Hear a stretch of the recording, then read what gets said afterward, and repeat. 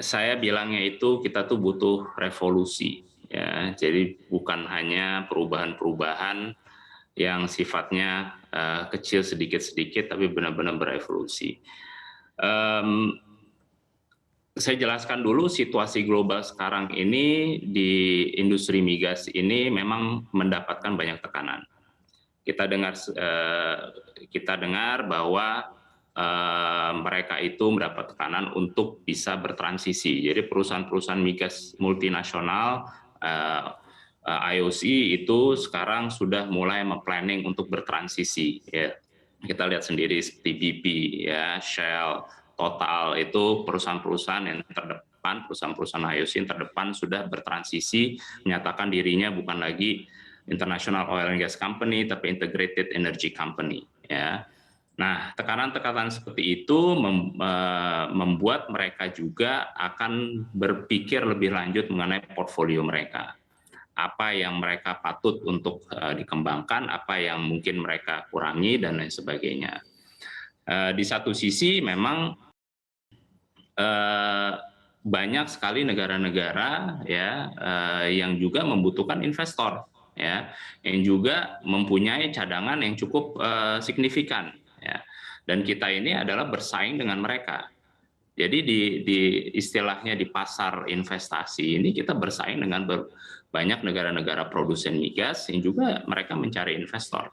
Dan mereka juga menawarkan insentif-insentif, mereka juga menawarkan perubahan-perubahan kontrak yang mungkin lebih menarik bagi investor dan lain sebagainya. Jadi saya sarankan untuk adalah pemerintah selalu introspeksi diri, melihat keluar sana dan membandingkan. Jadi istilahnya kita market survey, ya, benchmarking terhadap negara-negara lain. Apa yang mereka tawarkan dibandingkan kita, seberapa besar cadangan mereka, seberapa besar data yang mereka tawarkan, seberapa menarik investasi mereka di mata investor, ya, kenapa di sana lebih menarik, kenapa di sini kurang menarik dibandingkan suatu negara misalkan.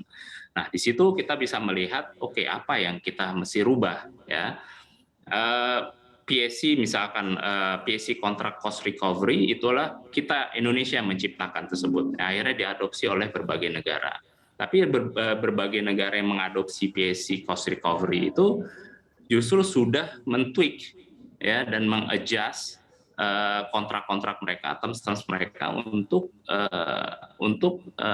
bisa lebih menarik di mata investor gitu. Sedangkan kita masih stuck dengan terms yang cukup lama.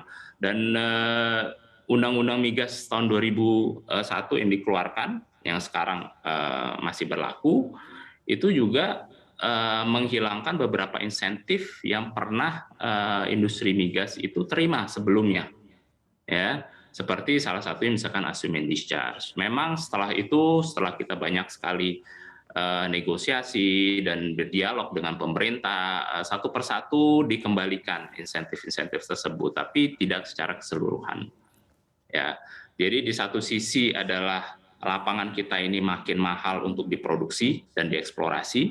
Kenapa? Karena sudah tidak ada lagi low hanging fruits lagi, sudah mulai ke laut lepas, sudah mulai ke arah timur dan lain sebagainya, dan mungkin reservoir yang lebih dalam dan lain sebagainya.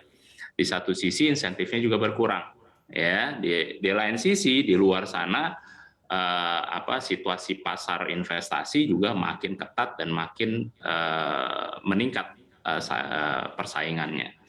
Jadi itulah yang memang Indonesia ini pemerintah saya sarankan untuk bisa lebih agile, ya, lebih fleksibel, lebih agile untuk merubah, dan juga berikanlah sesuatu confidence kepada investor, di mana sekarang ini investor juga melihat ada istilahnya isu nasionalisasi, ya. Kita lihat sejak pengambil alihan Blok Mahakam, ya, atau blok terbesar gas di Indonesia, ya, itu diambil alih oleh Pertamina. Blok Rokan, ya, diambil alih oleh Pertamina. Ya, memang melalui proses yang sah, yang legal, cuma dari mata investor itu dilihat seolah-olah ada ada istilahnya move dari pemerintah untuk menasionalisasi lapangan-lapangan, terutama lapangan-lapangan yang sukses. Dan isu itu harus di counter. Untuk informasi lebih lengkap dan juga berita terkait bisa klik link di deskripsi, dan juga jangan lupa untuk download aplikasi CNBC Indonesia di Play Store dan juga App Store. Dan yang paling penting, jangan lupa subscribe ya